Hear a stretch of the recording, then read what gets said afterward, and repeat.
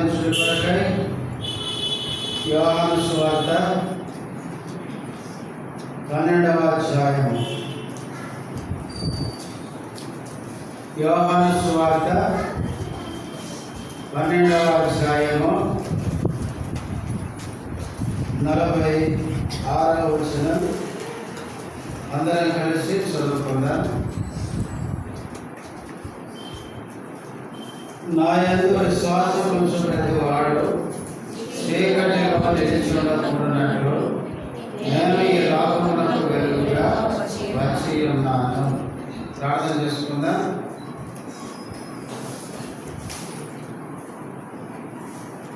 ప్రేమ కలిగిన మా తండ్రి, పరిశుద్ధుడమైన దేవ, యేసుక్రీస్తు నామములో వందనములు స్తోత్రాలు చెల్లిస్తున్నాం. ఇంతవరకు పాటల ద్వారా నేను మహిమపరచడానికి సహాయపడుతున్నందుకు స్తోత్రాలు. ఆరాధనలో ప్రవేశించక మనకు చదవబడిన వాక్యముల నుంచి ఆరాధన కొరకే మాకు కావలసిన నీ మాటలు మాకు దయచేయండి. ఈ దాసుడు బలహీనుడు సులుసార్లు మరుగుపరచండి. యజమానుడు వాడుకున్న పాత్రగా సిద్ధపరచును. చేరువచ్చిన మీ గట్లకే స్థితిస్తూ ఇంకా వస్తున్న వారిని నడిపించున్నది.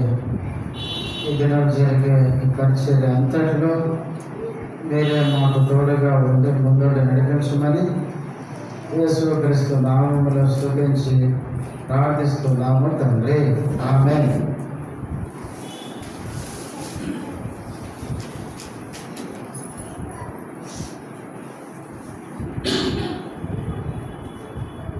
ప్రేమ కలిగిన దేవుడు మనల్ని ప్రేమించి ఆయన కృప చేత రక్షించి గడిచిన దినాలన్నిటిలో మాసాలన్నిటిలో మనకు తోడుగా ఉండేంత వరకు మనను క్షేమంగా భద్రంగా మనను కాపాడుతూ కనుకనే ఈ అక్టోబర్ మాసం మొదటి ఆదివారం దినమున సజీవులపై ఉండి దేవుని సన్నిధిలో మనం కాపాడుతున్నాం. ఇంతవరకు మనం క్షేమంగా ఉన్నాము అంటే అది దేవుని కృప. అపోస్తలుడైన పౌలు అంటాడు, నేనేమై ఉన్నాను అది ఆయన కృపను బట్టి అయి ఉన్నాను అంటాడు. ఇంతవరకు మనం క్షేమంగా ఉన్నాము అంటే దేవుని కృప. మనం దేవుని సన్నిధిలో ఉన్నాము అంటే కూడా దేవుని కృపే. మనకంటే మంచివారు, గొప్పవారు, మనకంటే ధనులు లోకంలో ఎంతోమంది ఉన్నారు. అయినా ప్రేమ కలిగిన దేవుడు ఎన్నికలేని దౌర్భాగ్యమైన మనలను తన మహాకృప చేత రక్షించుకుని దేవుని సన్నిధికి మనం తీసుకుని వచ్చాడు. కనుక మనం మన ప్రభువుని ఎంతైనా ఆరాధించే భద్రమే ఉంచుతాం. యోహాను సువార్త 12వ అధ్యాయం 46వ వచనం. నా యందు విశ్వాసం ఉంచు ప్రతివాడు చీకటిలో నిలిచి ఉండకూడనట్లు నేను ఈ లోకమునకు వెలుగుగా వచ్చి ఉన్నాను. యేసుక్రీస్తు ఈ లోకానికి ఏంటంటే వెలుగు. యేసుక్రీస్తు వెలుగు అని స్వయంగా ఆయన చెప్పుకుంటున్నాడు. యోహాను సువార్తలో పలుమార్లు మనము ప్రభువైన యేసుక్రీస్తు వెలుగు అనే మాట మనం చదువుతాం. యోహాను పత్రికలో కూడా ఇదే యోహాను పత్రిక రాసేటప్పుడు యోహాను రాసిన మొదటి పత్రిక 1:5లో దేవుడు వెలుగై ఉన్నాడు అని అక్కడ కూడా రాస్తాడు. యేసుక్రీస్తు ఈ లోకానికి ఆయన వెలుగు. వెలుగు కొట్టే లక్షణం ఏంటి? వెలుగు ఏం చేస్తుందంటే ఏదైతే కనిపించదో దాన్ని కనిపించేటట్లు చేస్తుంది. యేసుక్రీస్తు ఎవరైతే వెలుగు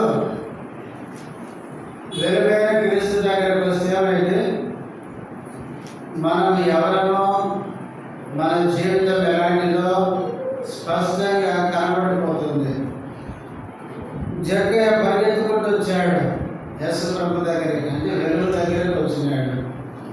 జక్కయ్య పరిస్థితి అంతా ఆయన కనబడిపోయింది. అందుకే యేసు ప్రభు జక్కయ్య ఇంటికి రాగానే చేతులు కట్టుకొని ఏమన్నాడు, ప్రభువా, నేను ఎవరి దగ్గర అన్యాయంగా ఏమైనా తీసుకున్నానో వాళ్ళన్నిటినీ తిరిగి ఏం చేస్తాను, నాలుగందరూ ఇచ్చేస్తాను అని ఒప్పుకుంటున్నాడు.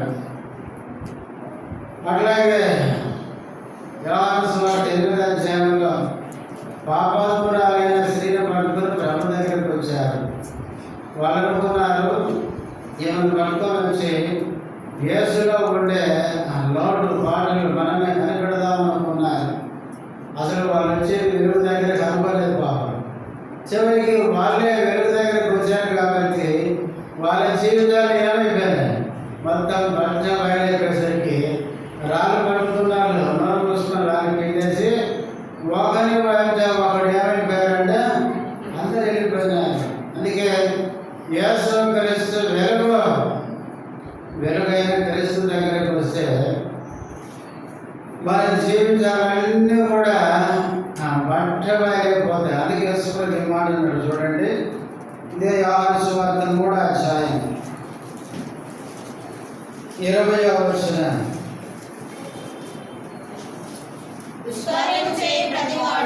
దుష్కార్యములు చేయు ప్రతివాడు వెలుగును ద్వేషించును, తన క్రియలు దుష్క్రియలుగా కనబడకూడనట్లు వెలుగునందుకు రాడు. దుష్క్రియలు చేసేవాడు వెలుగును ఏం చేస్తాడు, ద్వేషిస్తాడు. ఎందుకు? వెలుగు పని అంటే మన లోపాలను ఎత్తి చూపిస్తుంది వెలుగు. అసలు శాస్త్రం పరిచయం యేసు ప్రభువుకి ఎందుకు ఇష్టం లేదు? ఆయన దగ్గరికి వచ్చేసరికి వాళ్ళు వేషధారణ ఏమవుతుంది, బట్టబయలైపోతుంది. వాళ్ళ జీవితాలన్నీ బట్టబయలైపోయేసరికి వాళ్ళకి ఎక్కడ లేని భావము వచ్చేస్తుంది.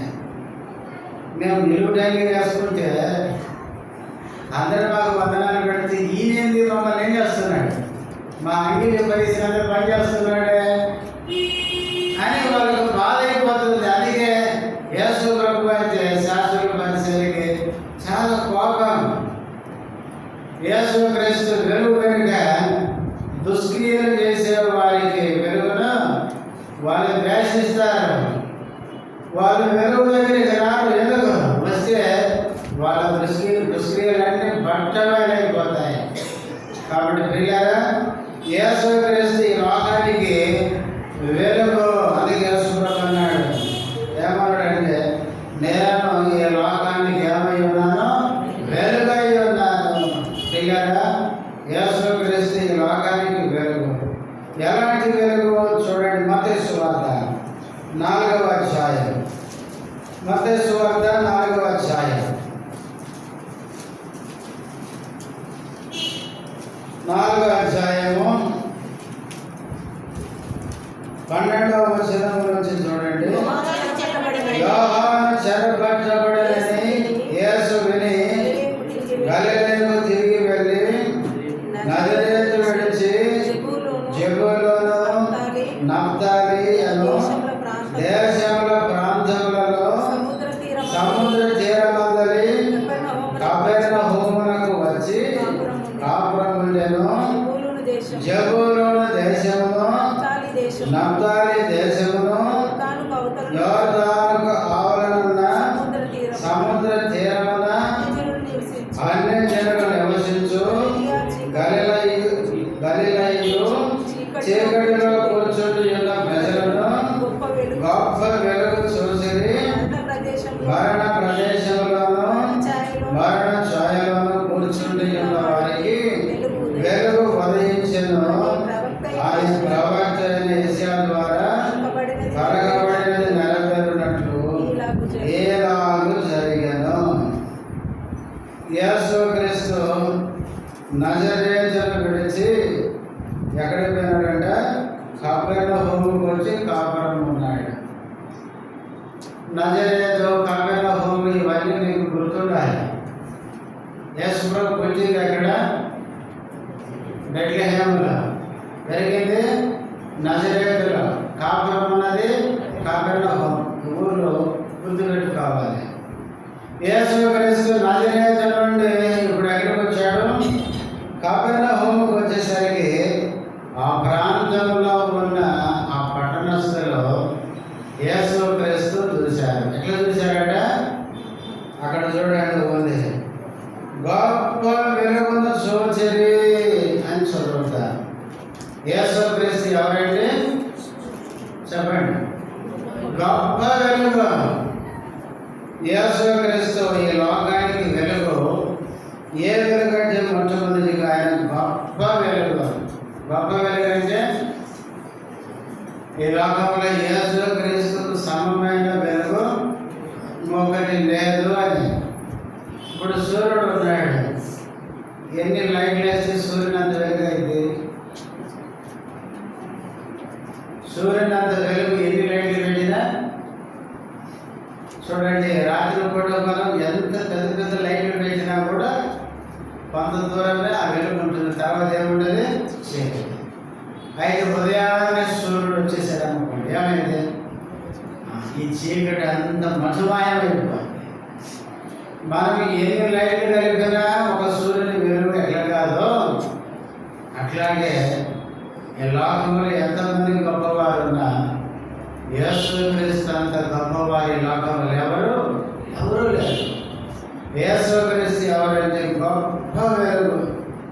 అంటే ఆయనతో సమానమైన వ్యక్తులు ఈ లోకంలో ఎవరు లేరు.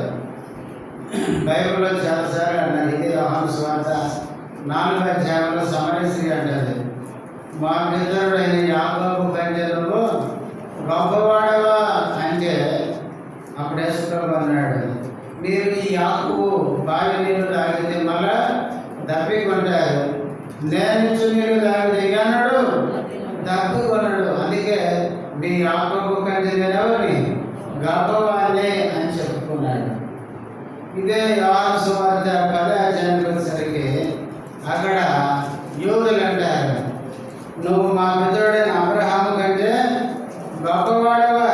ఎందుకంటే యేసుప్రభు అంటాడు అక్కడ, నా యందు విశ్వాసం ఉంచువాడు ఎవడు చనిపోడు అంటాడు, వాడి నిజ జీవాన్ని ఇస్తాను అంటాడు. అప్పుడు యూదులు అంటారు, ఏమని? మా మిత్రుడు అబ్రహామే చేస్తున్నాడు, నీ యందు విశ్వాసం ఉంచినట్లయితే మనకి నిత్య జీవం ఇస్తాను, వాడు చనిపోడు అంటున్నావు, మా పితరుని కంటే నువ్వేమన్నా గొప్పవాడవా అంటే వీరంటాడు, మీ అబ్రహాం కంటే గొప్ప అని అన్నాడు. ఎక్కలేని కోపం వచ్చింది అడిగింది. చూడండి, మా తాత అందరికంటే గొప్పడు అంటే మీ తాత కంటే మా తాత కంటే గొప్పడు అంటే ఎంత కోపం వస్తుంది చెప్పండి. అట్లా యేసు ప్రభు మీద శాస్త్రీయ పరిచయం ఎక్కలేని కోపం వచ్చింది. యూదులే కోపం వచ్చింది, రాళ్ళు తీసుకున్నారంట. మీకు గట్టి 50 ఏళ్ళు లేవు, అబ్రహాము కంటే మెడలో గొప్పవాడివి. మళ్ళా అన్నాడు యేసుప్రభు, మీ అబ్రహాము కంటే ముందు ఉన్నాడు. ఎంత కోపం వస్తుంది చెప్పండి. యేసుక్రీస్తు అబ్రహాము కంటే కూడా గొప్పవాడు, సొలొమోను కంటే గొప్పవాడు, యోనా కంటే గొప్పవాడు, దేవాలయం కంటే గొప్పవాడు. యోహాను పత్రికలు అంటాడు, మేలో ఉన్నవాడు లోకంలో ఉన్నవాడి కంటే గొప్పవాడు. మన ప్రభు ఎవరంటే ఈ లోకంలో అందరికంటే గొప్పవాడు. అందుకని మన ప్రభు ఎవరంటే గొప్ప వెలుగు. రెండవది యోహాను సువార్త 1వ అధ్యాయం. యోహాను సువార్త 1వ అధ్యాయము 9వ వచనం. నిజమైన వెలుగు ఉండెను, అది లోకంలోనికి వచ్చుచు ప్రతి మనుషుని వెలిగించుచున్నది. రెండవది యేసు ప్రభు ఎవరు? నిజమైన వెలుగు. నిజమైన వెలుగు అంటే డూప్లికేట్ వెలుగు కూడా ఉందని కదా. నిజమైన వెలుగు అన్నప్పుడు నిజము కాని వెలుగు కూడా ఉంది అని. యేసు ప్రభు నిజమైన వెలుగు అయితే సాధారణ ఎవరంటే వెలుగు దూత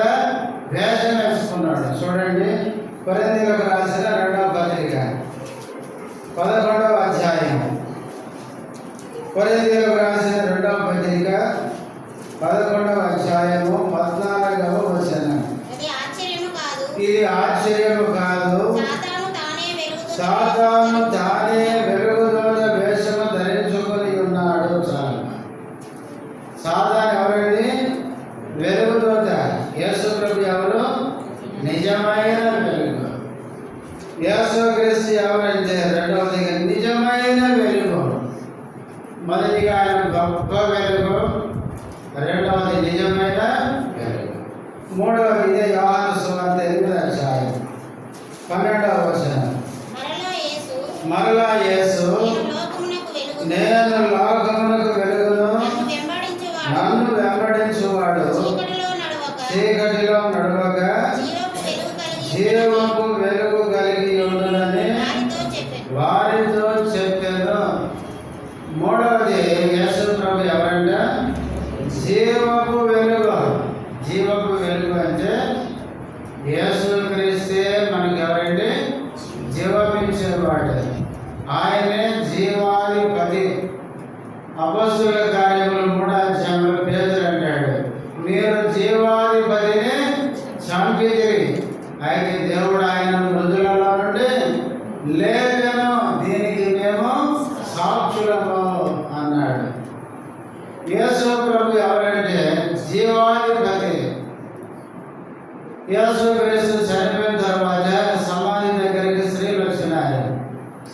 వాళ్ళు సమాధిలో యేసును వెలుగుతుంటే దూత అనేది ఏమైంది? సజీవుడైన వారిని మీరు మృతులలో ఎందుకు వెలుగుతున్నారు? యేసు ప్రభు ఎవరంటే సజీవుడు. ఆయన జీవాధిపతి, జీవించేవాడు. ప్రకటన గ్రంథం 1:18 అంటాడు, నేను మొదటి వాడను, కడపటి వాడను, జీవించువాడను. ఇదిగో మృతుని అయ్యాను కానీ యుగ యుగాలు సజీవుడనై ఉన్నాను అన్నాడు. యేసు ప్రభు ఎవరంటే జీవము కలిగిన దేవుడు. అది ఇదే యోహాను సువార్త 1:5 అంటాడు, ఆయనలో జీవం ఉండెను, ఆ జీవము మనుషులకు వెలుగై ఉండెను. యేసుక్రీస్తులో జీవం ఉంది. యేసుక్రీస్తు జీవాధిపతి. అందుకే నేను లోకమునకు వెలుగును, నన్ను వెంబడించేవాడు ఎక్కడ ఉంటాడు? జీవపు వెలుగులో నడుచుకుంటాడు. ఇలా యేసుక్రీస్తు ఎవరంటే జీవపు వెలుగు. ఇది మూడవది. నాలుగవది పేతురు రాసిన మొదటి పత్రిక 2వ అధ్యాయం 9వ వచనం. అయితే మీరు చీకటిలో నుండి ఆశ్చర్యకరమైన తన వెలుగులోనికి మిమ్మల్ని పిలిచిన వాని గుణాతిశయములను ప్రచురం చేయు నిమిత్తము ఏర్పరచబడిన వంశమును, రాజులైన యాజక సమూహమును, పరిశుద్ధ జనమును, దేవుని సొత్తైన ప్రజలనై ఉన్నారు. నాలుగవదిగా మన ప్రభు ఏ వెలుగంట? ఆశ్చర్యకరమైన వెలుగు. మొదటిగా ఆయన గొప్ప వెలుగు, అంటే ఆయనతో సమలైన వారు ఎవరు కూడా లేరు. రెండవది ఆయన నిజమైన వెలుగు. ఆయన డూప్లికేట్ కాదు, ఆయన ఒరిజినల్ అంటే. మూడవది ఆయన జీవపు వెలుగు. ఆయనలో జీవం ఉంది. ఆయన దగ్గరికి వచ్చిన వారు జీవాన్ని కలిగి, జీవము కలిగి జీవిస్తారు, క్రీస్తులో జీవిస్తారు. ఇక నాలుగవది ఆయన ఎవరంటే ఆశ్చర్యకరమైన వెలుగు. ఆశ్చర్యకరమైన వెలుగు అంటే యేసుక్రీస్తు ఒక ఆశ్చర్యం. అసలు ఆయనకున్న పేర్లలో ఒక పేరేంటి? ఆశ్చర్యకారుడు. యెషయా గ్రంథం 9:6 మనకు తెలుసు. 50 ఏళ్ళగా మనకు శిశువు పుట్టాను, మనకు కుమారుడు అనుగ్రహించబడేను, ఆయన భుజం మీద రాజ్యభారం ఉండను. ఆయనకున్న పేర్లు అక్కడ 5 పేర్లు చెప్పాడు. వాటిలో ఒకటి ఏంటి? ఆశ్చర్యకరుడు. యేసుక్రీస్తు ఆశ్చర్యకరుడు. ఆయన పుట్టుక ఆశ్చర్యం. ఎవరికన్నా ఆశ్చర్యమేమో కానీ మరియకే ఆశ్చర్యం వేసింది. గబ్రియేలు దూత వచ్చి, దయాప్రాప్తురాలా నీకు శుభము, నీవు గర్భము ధరించబోతున్నావు, కుమారుని కాబోతున్నావు అంటే ఆమెకే ఆశ్చర్యం అనిపించింది. ఇది ఎలా సాధ్యము? ఎవరన్నా అన్నమాట మరీనే అంటుంది, నేను పురుషుని ఎరగలేదాననే ఇది ఎలాగూ సాధ్యం? యేసు తల్లి అయిన మరియకే ఆశ్చర్యం అనిపించింది. నా కడుపులో యేసు పుట్టడం ఏంటి అని. అసలు ఆమె గర్భము ధరించడం, ఆమె కుమారుని కనడం ఆమెకే ఆశ్చర్యం. నీకు నా ఇంకేముంది? ఇంకా కొంతమంది అంటున్నారు ఏమని, యేసు తండ్రి లేకుండా ఎక్కడ పుట్టాడు అని. కాబట్టి బైబిల్ ఏం చెప్తుందంటే, ఈ సృష్టి అంతటిని మాటతో దేవుడు చేశాడంటే, సృష్టిలో దేవుడు పుట్టడానికి పురుషుడు అవసరమండి. ఒకసారి పరిచయాలతో యేసుప్రభు మాట్లాడుతూ అన్నాడు, ఏమన్నాడు? మేము అబ్రహాము సంతానమని విరవీయకండి, అవసరమైతే ఈ రాళ్ళ వల్ల నేను పిల్లల్ని పుట్టిస్తాను అన్నాడు. దేవుడు పిల్లల్ని పుట్టాలంటే ఎట్లయినా పుట్టిస్తాడు, ఆయనకు అసాధ్యమైనది కూడా లేదు. మాట కలిగితే సృష్టి కలిగిందంటే మాటలో శక్తి కలిగిన సృష్టికర్త మానవుడికి లోకానికి రావడానికి పురుషుడు ఎందుకండి అంటే మేము నమ్మకమైనది మీ కర్మ పోయింది ఏం చెప్తాం కదా. బైబిల్ ఖచ్చితంగా చెప్తుంది. అక్కడ గబ్రియేలు దూత చెప్తుంది, పరిశుద్ధ ఆత్మ నిన్ను కమ్ముకొనును, నీవు గర్భవతి కుమారుడిని కంటావు. ఆ కుమారుడు ఎవరు? నీ కుమారుడు కాదు, దేవుని కుమారుడు అనబడను. అక్కడ చివరిలో ఆ దూత ఏం చెప్తుందంటే, పరిశుద్ధాత్మ వల్ల గర్భం ధరిస్తావు, పుట్టబో కుమారుడు పరిశుద్ధుడై దేవుని కుమారుడు అనబడను. దేవుని కుమారుడు నీ గర్భంలో పుడుతున్నాడు. యేసు పుట్టుక ఒక ఆశ్చర్యం. యేసు పుట్టుక ఒక ఆశ్చర్యం. ఒకవేళ మరియ వాళ్ళ తల్లిదండ్రులు కూడా ఆశ్చర్యపడ్డారు, ఇదేంటిదా మా పిల్లల్ని ఎంతో జాగ్రత్తగా పెంచుకున్నాం, మా మరియ చాలా భక్తి కలిగింది, ఎంతో కన్యగా, మాకు తెలుసు మా మరియ గురించి, ఎట్లయింది ఈ పరిస్థితి? వాళ్ళకి ఆశ్చర్యమే.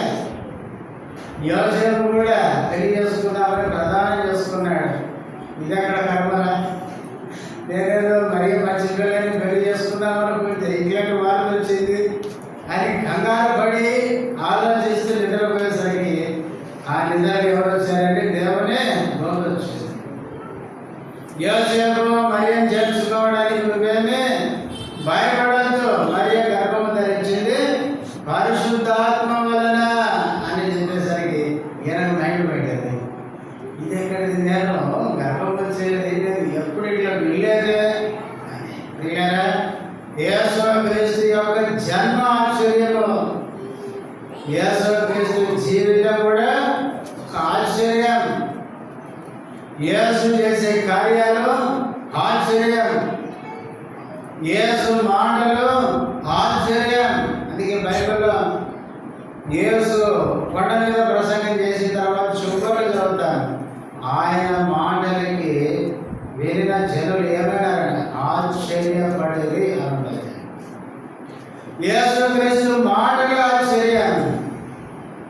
అంతేకాదు యేసుక్రీస్తు పునరుద్ధానము కూడా ఆశ్చర్యమే.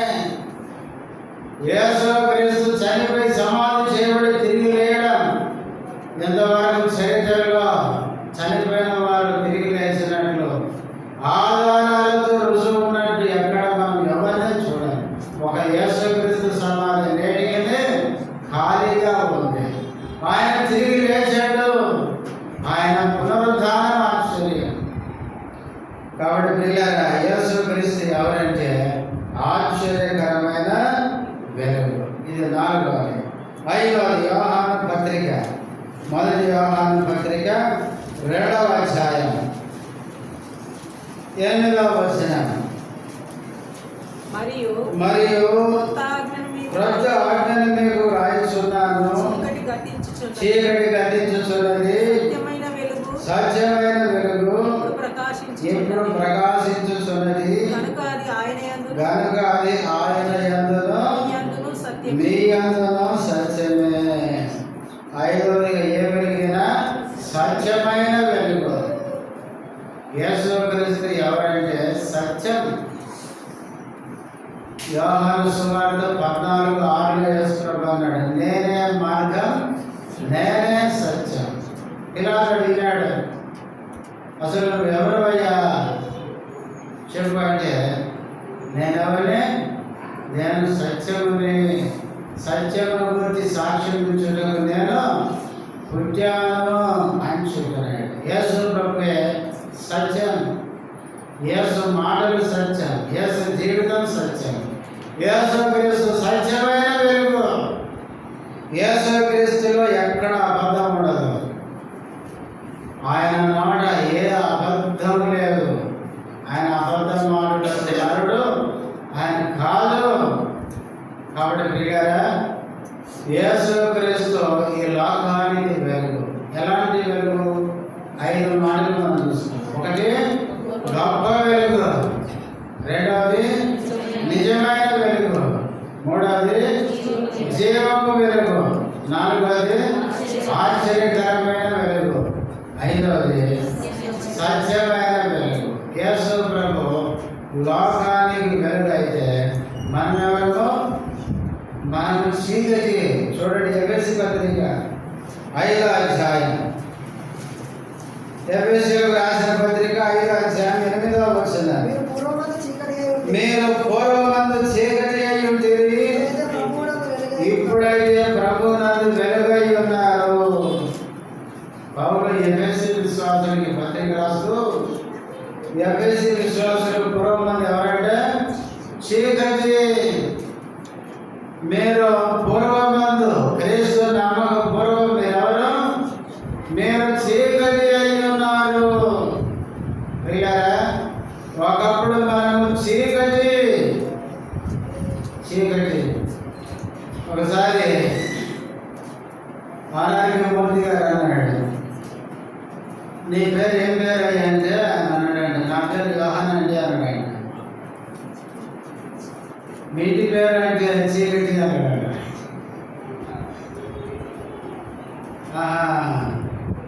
మీ ఇంటి పేరు చీకటి, నీ పేరు యోహాన్. అవునండి, మా ఇంటి పేరు చీకటి, చీకటి యోహాను అంటారు అన్నాడు. కాబట్టి మనము చీకటి, మీరు పూర్వమందు చీకటి అయి ఉన్నారు. మనమందరము చీకటి. చూడండి, రామపత్రిక 1వ అధ్యాయం 22వ వచనం, వారి అవివేక హృదయము అంధకారమాయను, తాము జ్ఞానులమని చెప్పుకొనుచు బుద్ధిహీనులై. ఏం అంధకారమైంది? హృదయం. అంధకారమైన చీకటి. మన హృదయం చీకటి అయిపోయింది. మనము అవివేకులమై మన హృదయము అంధకారం చీకటిమయం అయిపోయింది. తర్వాత ఎఫెసీయులకు రాసిన పత్రిక 4వ అధ్యాయం 18వ వచనం, వారైతే అంధకారమైన మనసు గలవారై తమ హృదయ కాఠిన్యము వలన తమలోనున్న అజ్ఞానము చేత దేవుని వలన కలుగు జీవములో నుండి వేరుపరచబడిన వారై తమ మనసును కలిగిన వ్యర్థతను అనుసరించి నడుచుకొనుచున్నారు. వారైతే అంధకారమైన మనసు గలవారై. మనసు ఏమైపోయింది? అంధకారం చీకటి అయిపోయింది. రోమ 1:22 హృదయం చీకటి అయిపోయింది. ఎఫెసీ 4:18 ప్రకారం మన మనసు చీకటి అయిపోయింది. అంతేకాదు, యేసు ప్రభు అన్నాడు లూకాసు సువార్త 11లో, ఏమన్నాడు? నీ దేహానికి ఏది ప్రధానమైనది? కన్ను అన్నాడు. నీ కన్ను చెడినదైతే నీ దేహం అంతా చీకటిమయమై ఉంటుంది. చూడండి, 11వ అధ్యాయం, లూకాసు సువార్త 11వ అధ్యాయం 34వ వచనం, మీ దేహమునకు దీపము కన్నే కనుక నీ కన్ను తేటగా ఉంటే నీ కన్ను తేటగా ఉంటే నీ దేహమంతయు వెలుగుమయమై ఉండును. వెలుగుమయమై ఉండును. అది చెడినదైతే అది చెడినదైతే నీ దేహమును చీకటిమయమై నీ ఉండును. దేహము చీకటిమయమై ఉండును. మన దేహం అంతా ఏమైపోయింది? చీకటైపోయింది. హృదయం చీకటైపోయింది, మనసు చీకటైపోయింది, మన దేహం అంతా ఏమైపోయింది? చీకటిమయం. చీకటి యొక్క లక్షణం ఏంటి? వెలుగు లక్షణం ఏంటి? మనం చెప్పుకున్నాం ఇలాగ. వెలుగుకునే లక్షణం ఏంటంటే ఏదైతే కనిపించదో అది కనపడేటట్లు చేస్తుంది. చీకటికుండే లక్షణం ఏంటంటే కనిపించే వాటిని కనపడకుండా చేస్తుంది. చూడండి, యోహాను రాసిన మొదటి పత్రిక 2వ అధ్యాయం 11వ వచనం. తన సహోదరుని తన సహోదరుని ద్వేషించువాడు చీకటిలో ఉండి చీకటిలో ఉంది, చీకటిలో నడుచుచున్నాడు. చీకటి అతని కన్నులకు గురుడితనము కలుగజేసెను. ఏమంటే చీకటి మనుషులకు ఏం చేస్తుంది? గురుడితనం కనపడకుండా చేస్తుంది. ఇప్పుడు మనం కళ్ళతో చూస్తున్నాం కాబట్టి మీరు నాకు కనపడుతున్నారు, నేను మీకు కనపడుతున్నా. అదే కళ కూర్చుంటే గుడ్డని అడిగామనుకోండి, ఇక్కడ చాలా మంది ఉన్నారు అంటే ఏమంటాడు? అవన్నీ నాకు కనపడలేదు అంటాడు కదా. కాబట్టి కళ్ళు మూసుకుంటే ఏం కనపడదు. మానవుడు ఏమైపోయినాడంటే చీకటి అయిపోయినాడు. చీకటి మనిషికి ఏం చేసేది? గుడ్డితనం కలుగజేసింది. మనిషి ఆత్మీయంగా గుడ్డోడు అయిపోయినాడు. భౌతికంగా కళ్ళు ఉన్నాయి కానీ ఆధ్యాత్మికంగా కళ్ళు లేని గుడ్డివాడు అయిపోయినాడు. ఆత్మీయంగా చీకటి అయిపోయి జీవితం అంతా చీకటిమయమైపోయి చీకటి మన కళ్ళకి గుడ్డితనం కలుగజేసి నిజమైన దేవుడు ఎవరో, పరలోకం నరకం ఎక్కడ ఉందో, మన ఈ లోకంలో ఎందుకు జీవిస్తున్నామో, చనిపోయిన తర్వాత మనం ఎక్కడికి వెళ్తామో, ఇలాంటి విషయాలను ఆలోచించకుండా ఈ గుడ్డితనం మనను ఏం చేసిందంటే మన కన్నులకు గుడ్డితనం కలుగజేసింది. అపోస్తలుడైన పౌలు సౌలుగా ఉన్నప్పుడు ఎవరండి? గుడ్డోడే. తాను సంఘమును హింసిస్తూ క్రీస్తుకు విరోధంగా పోరాడుతూ ఏమనుకున్నాడంటే నా దేవుని సేవ చేస్తున్నా అనుకున్న గుడ్డోడు. దమస్కు మార్గంలో ప్రభు దర్శించినప్పుడు ఏమైంది? 3 దినాలు చూపు లేకుండా పోయిందంట. సౌలు పౌరులో ఊరికి మాట్లాడా? అంత దుష్టుడు, అంత దుర్మార్గుడు ఉత్తగా మారాడు. అందుకే దేవుడు ఒక్క దెబ్బ కొట్టినాడు అంటే. దమస్కు మార్గంలో అక్కడ అని వచ్చిపోయింది అంటే ఒక్క దెబ్బతో కళ్యాణమైపోయాయి. కళ్ళు మూసుకుపోయినాడు, గుడ్డోడు అయిపోయినాడు. నేను చేస్తా, తీస్తా, అడిగిపోయి సంఘాన్ని హింసిస్తా, చల్లేసి సత్యంతో కొడతాను. దేవుడు ఏం చేసినాడు? ఒక్కసారి వెలుగు అట్లా వెలుగు రూపంలో అట్లా వచ్చిపోయినాడు. అంటే గొర్రెల చరిత్ర పడి ఆయన జీవితంలో ఒక సేవకుడు అన్నాడు. ఎప్పుడు కూడా యేసు ప్రభువా అడిగాడు. యేసు ప్రభు సౌలా సౌలా అంటే నువ్వు ఎవడు ప్రభువా అన్నాడు. ప్రభువా అని ఎప్పుడు ఆయన మాట వచ్చేది కాదండి. ఎందుకంటే అంత గర్వం. సౌలుగా ఉన్నప్పుడు పౌలుకి ఎంత గర్వం అంటే నేనే రాజు, నేనే మంత్రి అన్నాడు. నేనే ప్రభువుని, నాకు తిరుగులేదనుకున్నాడు. ఒక్కసారి దేవుడు దర్శించేసరికి కన్నులపై గుడ్డివాడైనాడు. ఇప్పుడు నేను వెళ్తానే వాడికి నన్ను తీసుకెళ్ళాలని వాడికి వచ్చింది. చేయబడిపోయి నడిపించినారు అని వచ్చి ఇంటి చెడు దాని మీద చేతుల నుంచి ప్రార్థించినప్పుడు కన్నుల నుండి ఏం రాలి అంటే వరల వైద్యుడు రాలిపోయినాడు. అప్పుడు దృష్టి పొంది అని బైబిల్లో చూస్తాం. సౌలు ఆత్మీయమైన గుడ్జోడు, దేవునికి ప్రభువుకి విరోధంగా పనిచేస్తూ నా దేవుని కొరకు ప్రయాసపడుతున్నా అనుకున్నవాడు. నా మతం కొరకు, నా మత విశ్వాసం కొరకు ఎంతో త్యాగం చేస్తున్నా అనుకున్నవాడు. అయితే ప్రభువు దర్శించిన తర్వాత ఆయన గుర్తించింది, నేను ఆధ్యాత్మికంగా గుడ్డివాడిని, ఇంతవరకు నేను చీకటిలో ఉన్నాను, ప్రభు నా కన్నులు తెరిపించాడు అని గ్రహించాడు. మన కన్నులు తెరవకపోతే ప్రతి నోట అధ్యాయం ప్రియులారా, మన ఆత్మీయ నేత్రాలు తెరవబడకపోతే మనం ప్రభువుని ఎరగలేము, పరలోకాన్ని తెలుసుకోలేము, పరలోకంలో ఉన్న మన స్వాస్యం యొక్క విలువను మనం గ్రహించలేమని పౌలు రాశాడు అక్కడ. కాబట్టి ఒకప్పుడు నేను చీకటిలో ఉంది. ప్రియులారా, చీకటి మన కళ్ళకు గుడ్డితనం కలుగు చేసి క్రైస్తులకు వ్యతిరేకంగా విరోధంగా జీవిస్తూ వచ్చినాం. ఇలాంటి చీకటి బతికిన మనము ఒక దినాన్ని చనిపోతే మనం వెళ్ళేది కూడా ఎక్కడికి? చీకటిలోకే. అందుకే యేసు ప్రభు అన్నాడు, ఏమన్నాడంటే, రాజ్య సంబంధంలో వెలుబడి చీకటిలోనికి త్రోయబడతారు, అక్కడ ఏడుపు పండ్లు కొరకుట ఉండదు. మత్తయి సువార్త 22వ అధ్యాయంలో కూడా ఒక రాజు విందు చేయించినాడు. ఆ పెళ్లి మీదకి అనేకలు పిలిస్తే వచ్చినారు. రాజుగారు వచ్చిన వాళ్ళని చూడడానికి వెళ్ళేసరికి వాళ్ళలో ఒకరికి ఏం లేవు, పెళ్లి వస్త్రాలు లేవు. అప్పుడు అడిగినాడు, అందరికీ వస్త్రాలు ఉన్నాయి, నీకు లేవేంటి అని అడిగినాడు. వాడు మౌనంగా ఉన్నాడు. అప్పుడు ఆ రాజు అన్నాడు, ఏమన్నా దీనికి కాళ్ళు చేతులు కట్టేది వెళ్ళబడి చీకటికి చేయండి, అక్కడ ఏముంటుంది? ఏడుపు పండ్లు కొరత పురుగుట ఉండదు. మత్తయి సువార్త 25వ అధ్యాయంలో కూడా మీనాలను గురించిన ఉపమానం, ఒకరికి 5, ఒకరికి 2, ఒకరికి 1 ఇచ్చినాడు. 5 ఇచ్చిన వాడు 10 చేసి ఇగో 10 అంటే యజమానుడు తెలుసుకున్నాడు, ఏమని? బలనమ్మకమైన మంచి దాసుడా. 2 తీసుకున్నవాడు 4 చేస్తే అలాగే తెలుసుకున్నాడు. 5 1 తీసుకున్నాడు, ఎగరబద్ధంగా మాట్లాడితే అప్పుడు అన్నాడు, ఏమని? ఈ సామరాన్ని ఏంటంటే కాళ్ళు చేతులు కలిసి బయటికి దోసేయండి అన్నాడు.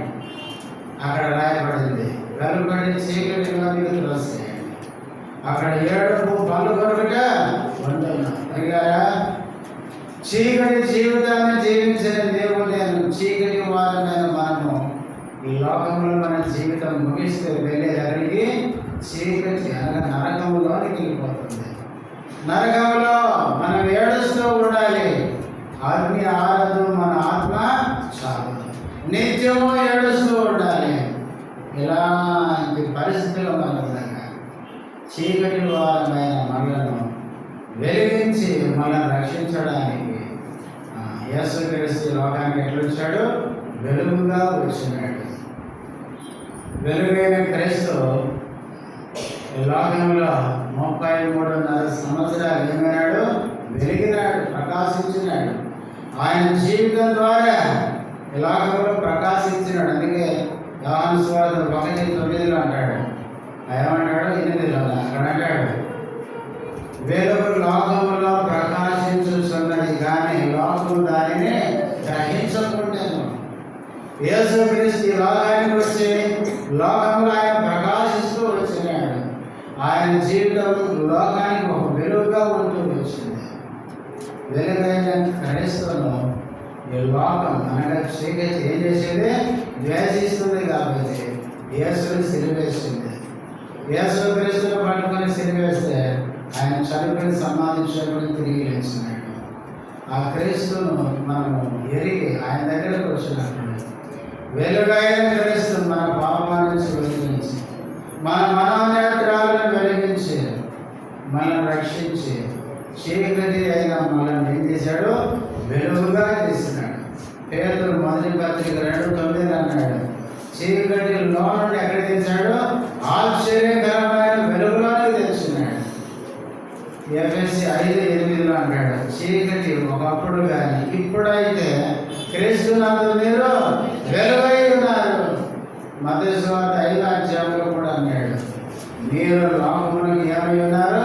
వెలుగై ఉన్నారు, మీ వెలుగు ప్రకాశింప నెయ్యుడి అన్నాడు.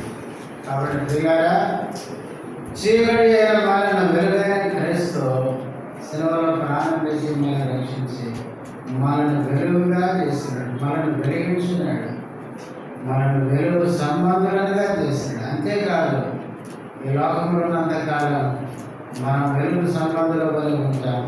మనం చనిపోయిన తర్వాత కూడా మనం వెళ్ళే లోకం ఏంటంటే పరలోకం ఏంటి ప్రకాశమానమైందంట. ప్రాణ గ్రంథంలో ఉంది.